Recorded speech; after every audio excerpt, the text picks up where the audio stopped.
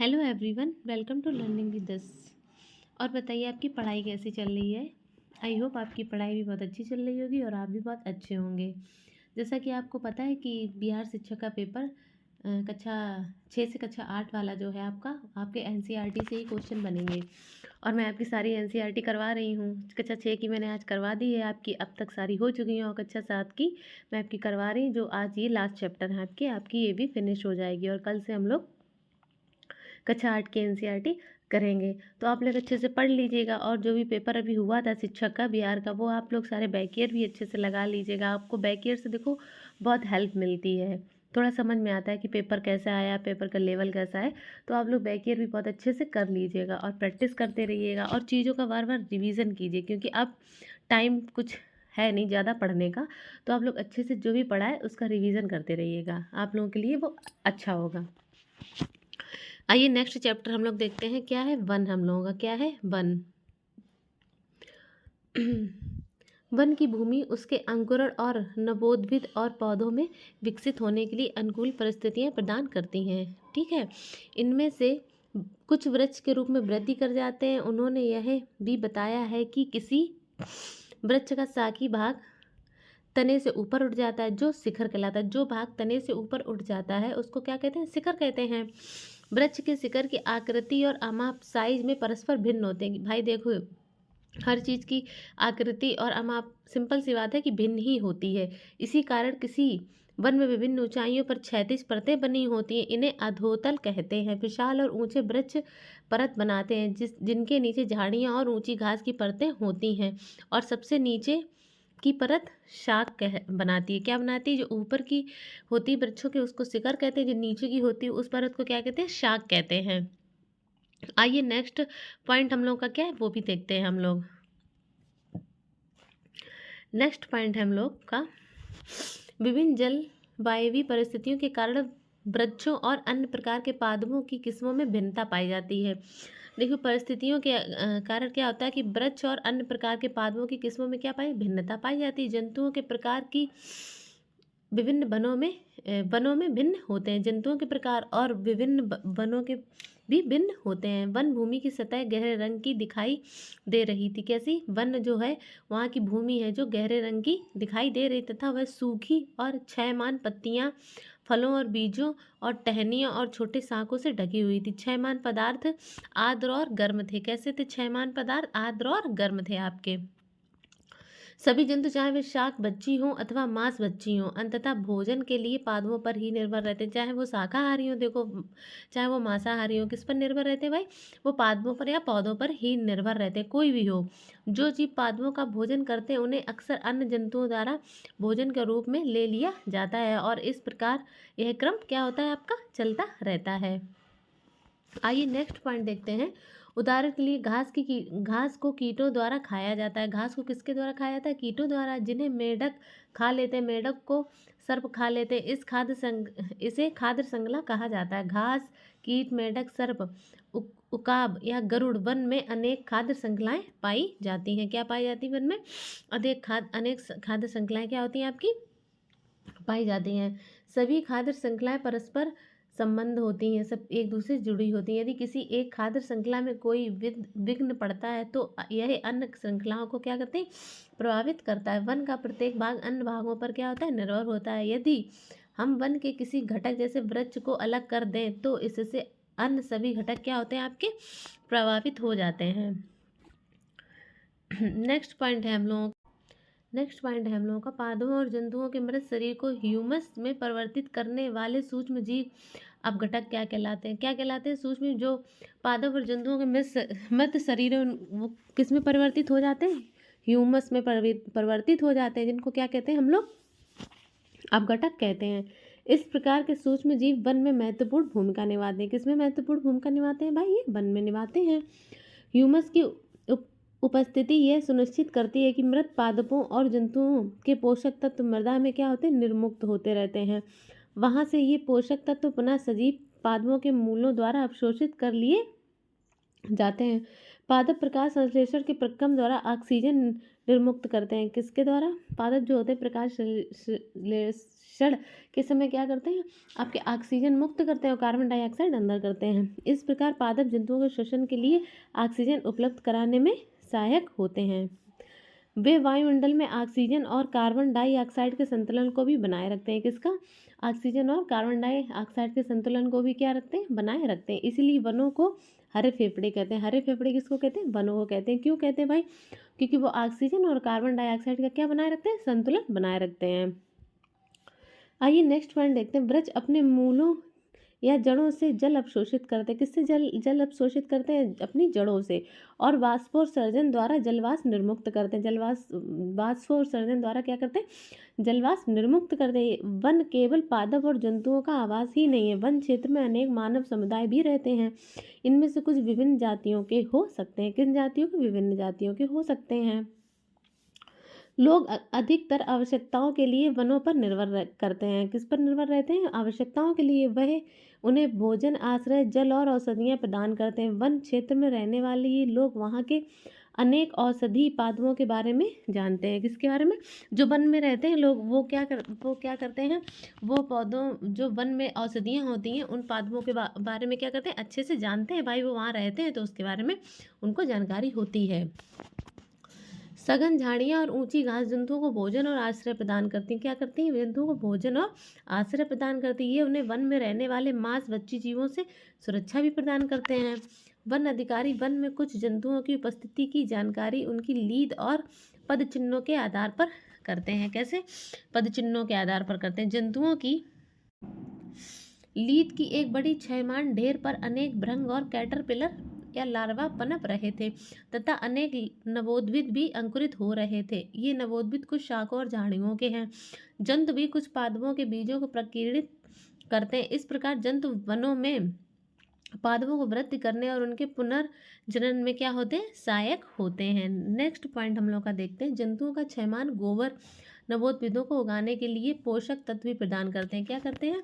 क्षयमान जैसे जो होते हैं क्षयमान गोबर या नवोद्भिद को उगाने के लिए पोषक तत्व भी प्रदान करते हैं। पादपों की अधिक किस्मों को आश्रय देकर वन शाकाहारी जंतुओं को भोजन और आवास के लिए अधिक अवसर प्रदान करते हैं।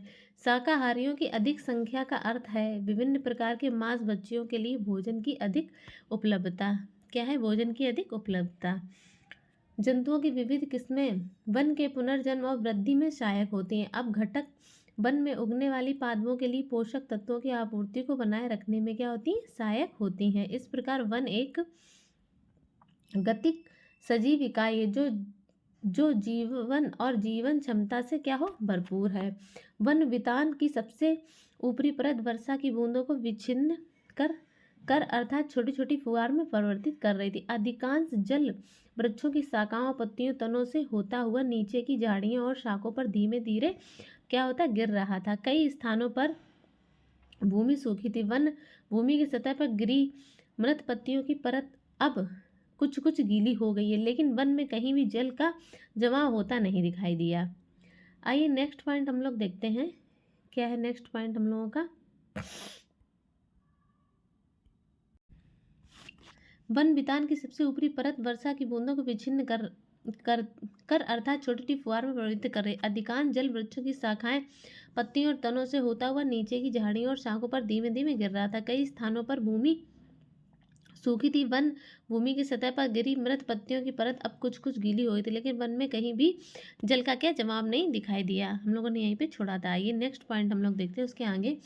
वन वर्षा जल के प्राकृतिक अवशोषक का कार्य करते हैं। क्या करते हैं? प्राकृतिक अवशोषक का कार्य करते हैं और उसे अब स्रावित होने देते हैं। यह वर्ष भर भौम जल स्तर को क्या बनाए रखने में सहायक होता है। वन न सिर्फ बाढ़ों को नियंत्रित करने में सहायक होते हैं बल्कि नदियों में जल के प्रवाह को बनाए रखने में भी क्या होते हैं? सहायक होते हैं, जिससे हमें जल की सतत आपूर्ति मिलती रहती है। किसकी सतत आपूर्ति मिलती रहती है? भाई जल की।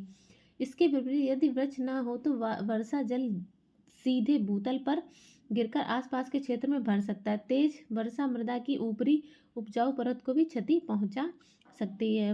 वृक्षों तथा अन्य पौधों के मूल समानता मृदा को एक साथ बांधे रखते हैं, लेकिन उनकी अनुपस्थिति में मृदा वर्षा जल के साथ बह जाती है, अर्थात उसका क्या हो जाता है, अपरदन हो जाता है। ध्वनि प्रदूषण कम होता है क्योंकि वहाँ से गुजरने वाली सड़क के वाहनों के शोर को अवशोषित कर लेते हैं। आइए हम लोगों के जो भी इम्पोर्टेंट फैक्ट हैं उनको देखते हैं हम लोग। वनों की सबसे ऊपरी परत वृक्ष शिखर बनाते हैं, जिसके नीचे झाड़ियों द्वारा बनी परत होती है। शाक वनस्पतियां सबसे नीचे की परत बनाती हैं। क्या बनाती हैं? शाक वनस्पतियां सबसे नीचे की परत बनाती हैं। वनों में वनस्पति की विभिन्न परतें जंतुओं और पक्षियों और कीटों को भोजन और आश्रय प्रदान करती। वन के विभिन्न घटक एक दूसरे पर निर्भर होते हैं। वन वृद्धि करते और परिवर्तित होते रहते तथा उनका पुनर्जनन हो सकता है। क्या हो सकता है? पुनर्जनन हो सकता है। आपका जो 17वां चैप्टर था वो आपका खत्म हो गया। अब आपका 18 देखते हैं हम लोग, अपशिष्ट जल की कहानी। बहुत छोटे छोटे चैप्टर हैं लास्ट के, जल्दी जल्दी खत्म हो रहे हैं। आइए देखते हैं अपशिष्ट जल की कहानी क्या है हम लोगों के लिए। वाहित मल, पहली हेडिंग क्या है हम लोगों की? वाहित मल। वाहित मल घरों, उद्योगों, अस्पतालों, कार्यालयों और अन्य उपयोगों के बाद प्रवाहित किए जाने वाला अपशिष्ट जल होता है। इसमें वर्षा जल भी सम्मिलित है, जो तेज वर्षा के समय गलियों में बहता है। क्या है? तेज वर्षा के समय क्या होता है? ये गलियों में आपका बहता है। सड़कों और छतों से बहकर आने वाला वर्षा जल अपने साथ हानिकारक पदार्थ को ले आता है। वाहित मल द्रव रूपी अपशिष्ट होता है। इसमें अधिकांश जल होता है जिसमें घुले हुए और निलंबित अपद्रव होते हैं। ये अपद्रव संदूषक कहलाते हैं। क्या कहलाते हैं? संदूषक। वाहित मल एक जटिल मिश्रण होता है जिसमें निलंबित ठोस, कार्बनिक और अकार्बनिक अशुद्धियाँ क्या होती हैं आपकी? पोषक तत्व या मृत जीवी और रोगवाहक जीवाणु और अन्य सूक्ष्म जीवी होते हैं। इन अशुद्धियों के बीच सामान्य उदाहरण इस प्रकार है। कैसे? इस प्रकार। आइए देखते हैं कार्बनिक अशुद्धियाँ। कार्बनिक अशुद्धियाँ क्या? मानव मल क्या है आपका? कार्बनिक अशुद्धियाँ मानव मल है, जैविक अपशिष्ट पदार्थ हैं, तेल, यूरिया, मूत्र, पीडकनाशी है, शाकनाशी है, फल हैं और सब्जी का कचरा आदि है। अकार्बनिक अशुद्धियाँ देखते हैं। नाइट्रेट है, फास्फेट है और धातुएं हैं। पोषक तत्व है, फास्फोरस और नाइट्रोजन युक्त पदार्थ हैं। जीवाणु आपके क्या है? हैजा और टाइफाइड आदि रोग उत्पन्न करने वाले हैं। अन्य सूक्ष्म जीव क्या है? पेचिश आदि रोग उत्पन्न करने वाले हैं। जल शोधक। आइए जल शोधक क्या क्या है हम लोग के वो देखते हैं। घरों तथा सार्वजनिक भवनों को स्वच्छ जल की आपूर्ति समानता पाइपों के एक जाल द्वारा की जाती है और पाइपों के एक अन्य जाल द्वारा उपयोग किए जा चुके जल को ले जाया जाता है, जिसे सीवर कहते हैं, जो मिलकर मल विसर्जन की व्यवस्था करते हैं। क्या करते हैं? मिलकर मल विसर्जन की व्यवस्था करते हैं। यह एक परिवहन तंत्र की तरह है जो वाहित मल को उसके उद्गम स्थल से उसके निपटान के स्थान अर्थात उपचार संयंत्र तक ले जाते हैं। मल व्यवस्था में मैन होल सामान्यतः प्रति 50 मिली से 60 मीटर की दूरी पर है। मतलब 50 मीटर से 60 मीटर की दूरी पर है। 2 अथवा अधिक सीवरों के संधि स्थल पर अथवा उन स्थानों पर स्थित है जहां दिशा में परिवर्तन होता है। आइए नेक्स्ट पॉइंट है अपशिष्ट जल उपचार और संयंत्र। आइए देखते हैं क्या है इसमें। अपशिष्ट जल के उपचार में क्या दिया है? अपशिष्ट जल के उपचार में भौतिक, रासायनिक और जैविक विक्रम सम्मिलित होते हैं। कैसे? भौतिक, रासायनिक और जैविक। जो जल को संदूषक करने वाले भौतिक, रासायनिक और जैविक द्रव्यों को पृथक करने में क्या करते हैं? हम लोगों का सहायता करते हैं। नेक्स्ट पॉइंट हम लोगों का, सर्वप्रथम अपशिष्ट जल को ऊर्ध्वाधर लगी छड़ों से बने शलाके या छन्ने बार स्क्रीन से गुजारा जाता है। इससे अपशिष्ट जल में उपस्थित कपड़ों के टुकड़े, डंडियों, डिब्बे, प्लास्टिक के पैकेट, नैपकिन आदि जैसे बड़े साइज के संदूषक क्या होते हैं आपके? अलग हो जाते हैं। वाहित अपशिष्ट जल को ग्रिट और बालू अलग करने की टंकी में ले जाया जाता है। इस टंकी में अपशिष्ट जल को कम प्रवाह से छोड़ा जाता है, जिससे उसमें उपस्थित बालू, ग्रिट और कंकड़ पत्थर उसकी पेंदी में क्या होते हैं भाई? बैठ जाते हैं। नेक्स्ट पॉइंट है, फिर जल को एक ऐसी बड़ी टंकी में ले जाया जाता है जिसका पेंदा मध्य भाग की ओर ढलान वाला होता है। जल को इस टंकी में कई घंटों तक रखा जाता है, जिसमें मल जैसे ठोस उसकी तली के मध्य भाग में बैठ जाते हैं। इन अशुद्धियों को खुरच कर बाहर निकाल दिया जाता है। यह अपांक या स्लज होता है। क्या होता है? अपांक या स्लज आपका होता है। अपशिष्ट जल में तैरने वाले तेल और ग्रीस जैसी अशुद्धियों को हटाने के लिए अपमात्रित या स्कीमर का उपयोग किया जाता है। इस प्रकार साफ किया गया है जल निर्मलीकृत जल कहलाता है। क्या कहलाता है जल? निर्मलीकृत आपका जल कहलाता है। अपांग को एक पृथक टंकी में स्थानांतरित किया जाता है जहां यह अवायवीय जीवाणुओं द्वारा अपघटित हो जाते हैं। इस प्रक्रम में उत्पन्न होने वाली वायु गैस जैव गैस का उपयोग ईंधन के रूप में अथवा विद्युत उत्पादन के लिए किया जा सकता है। नेक्स्ट पॉइंट है हम लोगों का, निर्मलीकृत जल में पंप द्वारा वायु को गुजारा जाता है जिससे उसमें वायवीय जीवाणुओं की वृद्धि होती है। ये जीवाणु निर्मलीकृत जल में अब भी बचे हुए मानव अपशिष्ट पदार्थों, खाद्य अपशिष्ट, साबुन और अन्य अवांछनीय पदार्थों का उपभोग क्या करते हैं? कर सकते हैं। कई घंटों के पश्चात जल में निलंबित सूक्ष्म जीव टंकी की पेंदी में सक्रियत अपांग के रूप में बैठ जाते हैं। अब शीर्ष भाग से जल को निकाल दिया जाता है। सक्रियत अपांग लगभग 97% क्या है? आपका जल है। जल को बालू बिछाकर बनाए शुष्कन तलों अथवा मशीनों द्वारा हटा दिया जाता है। शुष्क अपांग का उपयोग खाद के रूप में किया जाता है। किसके रूप में आपका किया जाता है? खाद के रूप में इसका क्या किया जाता है? उपयोग किया जाता है, जिससे कार्बनिक पदार्थ, पोषक तत्व बिना मृदा में क्या होते हैं? वापस मिल चले जाते हैं या उसमें मिल जाते हैं। उपचारित जल में अल्प मात्रा में कार्बनिक पदार्थ और निलंबित तत्व होते हैं। इसे समुद्र, नदी अथवा भूमि में विसर्जित कर दिया जाता है। प्राकृतिक प्रक्रम इसे और अधिक स्वच्छ कर देते हैं। कभी कभी जल को वितरण तंत्र में निर्मुक्त करने से पहले उसे क्लोरीन अथवा ओजोन जैसे रसायनों में क्या करते हैं? रोगाणु रहित कर लेना आवश्यक होता है। आइए नेक्स्ट पॉइंट है हम लोगों का, गृह व्यवस्था बनाए रखने की प्रक्रिया क्या है? अपशिष्ट पदार्थों और प्रदूषकों को उनके स्रोत पर ही कम करने अथवा हटा देने की एक विधि इस बात के प्रति सचेत रहना कि आप नालियों में किस प्रकार के पदार्थ बहा रहे हैं। ठीक है।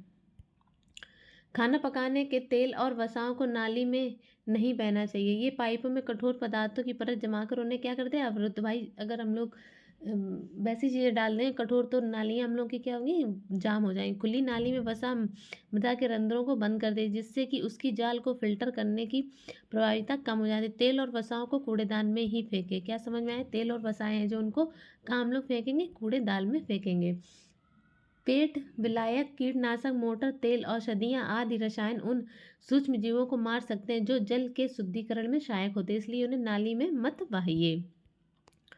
नेक्स्ट पॉइंट है हम लोग का, प्रयुक्त चाय की पत्ती, बचे हुए ठोस खाद्य पदार्थ, मृदु खिलौने, रुई, सैनिटरी टॉवेल आदि को भी कूड़ेदान में ही फेंका जाना चाहिए। ये नालियों को अवरुद्ध कर देते हैं। ऐसे अपशिष्ट ऑक्सीजन का मुक्त प्रवाह नहीं होने देते हैं जिसमें निम्नीकरण क्रम क्या होता है आपका? बाधित होता है। स्वच्छता और रोग। आइए देखते हैं स्वच्छता और रोग में क्या दिया हुआ है। स्वच्छता की कमी और संदूषित पेयजल अनेक रोगों का कारण बनते हैं। हमारी जनसंख्या का बहुत बड़ा भाग खुले स्थानों, नदी के किनारे, रेल की पटरियों, खेतों और उनके अनेक बार सीधे जल स्रोतों में ही क्या मलत्याग कर दे हैं। आइए नेक्स्ट पॉइंट है, अनुपचारित मानव मल स्वास्थ्य संकट का एक कारक है। इससे जल और मृदा का प्रदूषण हो सकता है। सतह पर उपलब्ध जल और भौम जल दोनों मानव मल से क्या हो जाते हैं? हम लोगों के प्रदूषित हो जाते हैं। भौम जल कुओं, ट्यूबवेल, नलकूपों, झरनों और अनेक नलियों के लिए जल का स्रोत है। अतः अनुपचारित मानव मल जनित रोगों का सबसे सुगम तथा पथ बन जाता है। इसमें हैजा, टाइफाइड, पोलियो, मेनिंजाइटिस, हेपेटाइटिस और पेचिस जैसे रोग सम्मिलित हो जाते हैं। नेक्स्ट है, वाहित मल निपटान की वैकल्पिक व्यवस्था क्या है? आइए देखते हैं। स्वच्छता की स्थिति सुधारने के लिए कम लागत के यथास्थान वाहित मल निपटान तंत्रों को बढ़ावा दिया जा रहा है। इसके कुछ उदाहरण हैं सेप्टिक टैंक या रासायनिक शौचालय या कंपोस्टिंग पिट आदि का उपयोग। आपसे क्वेश्चन में ये भी पूछ सकते हैं कि क्या मतलब जो हम लोगों का मल है, वाहित मल, उनको निपटाने को बढ़ावा देने के लिए किस किस चीज़ों का उपयोग किया जा रहा है, तो हम लोगों के यही ऑप्शन बन सकते हैं। सेप्टिक टैंक उन स्थानों के लिए उपयुक्त है जहाँ मल वहन की व्यवस्था नहीं है, जैसे कि अस्पताल, अलग थलग बने भवन अथवा 4 से 5 घरों के क्या समूह हम लोगों। आइए नेक्स्ट पॉइंट देखते हैं। कुछ संगठनों मानव अपशिष्ट के स्वच्छता पूर्वक निपटान की तकनीकी सुविधाएं प्रदान करते हैं। इन शौचालयों में अपमार्जन की आवश्यकता नहीं होती। शौचालय से मल बंद नालियों से होता हुआ बायोगैस संयंत्र में चला जाता है। उत्पन्न होने वाली वायु गैस का उपयोग ऊर्जा के स्रोत के रूप में किया जाता है। किस रूप में किया जाता है? ऊर्जा के स्रोत के रूप में किया जाता है। कृमि प्रसंस्करण शौचालय। भारत में कृषि कृमि प्रसंस्करण शौचालय की रूपरेखा का परीक्षण किया गया है, जिसमें मानव मल को केंचुओं द्वारा उपचारित किया जाता है। किसके द्वारा किया जाता है? केंचुए द्वारा। यह तकनीक मानव मल के सुरक्षित प्रसंस्करण के लिए आदर्श सिद्ध हो सकती है, क्योंकि इसके उपाय में जल की बहुत कम मात्रा की आवश्यकता होती है। इस शौचालय का संचालन बहुत सरल और स्वच्छता पूर्वक है। इसमें मानव का मल पूर्णतः कृमि केंकों में परिवर्तित हो जाता है, जो मृदा के लिए बहुत समृद्ध पोषक का क्या करता है? कार्य करता है। सार्वजनिक स्थानों पर क्या? हम लोग की सुरक्षा। सार्वजनिक स्थलों पर स्वच्छता। हमारे देश में समय समय पर मेलों का आयोजन होता रहता है, बड़ी संख्या में लोग इनमें भाग लेते हैं। इसी प्रकार railway station, bus stand, airport, अस्पताल आदि बहुत भीड़ वाले सार्वजनिक क्या हैं? हम लोगों के स्थल होते हैं। प्रतिदिन हजारों लोग यहाँ आते हैं। यहाँ विशाल मात्रा में अपशिष्ट पदार्थ जनित होते हैं।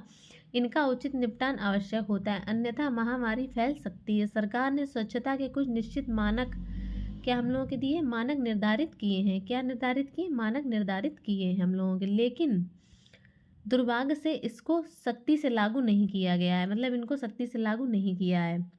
आइए कुछ इंपॉर्टेंट फैक्ट देखते हैं। अपशिष्ट जल को वाहित मल उपचार संयंत्र में क्या उपचारित किया जाता है? उपचार संयंत्र अपशिष्ट जल को किसी निश्चित स्तर तक प्रदूषकों से मुक्त कर देते हैं, ताकि प्राकृतिक प्रक्रमों द्वारा उसमें शेष रह गए प्रदूषकों को क्या हो सके?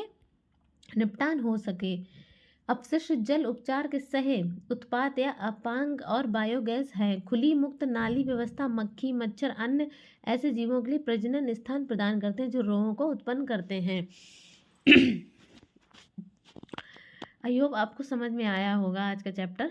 तो आपकी कक्षा 7th की एनसीईआरटी वो भी आपकी आज पूरी फिनिश होती। कल से कक्षा 8th की एनसीईआरटी हम लोग करेंगे। अगर 6 की आपने नहीं देखी है तो देखिए जाके मेरे चैनल पे, और 7th की भी देखिए जाके। आपको मेरी क्लास पसंद आई है तो वीडियो को लाइक कीजिएगा, चैनल को सब्सक्राइब कीजिएगा और दोस्तों के साथ शेयर कीजिएगा। Thank you so much. और अपनी पढ़ाई बहुत अच्छे से करते रहिएगा आप लोग।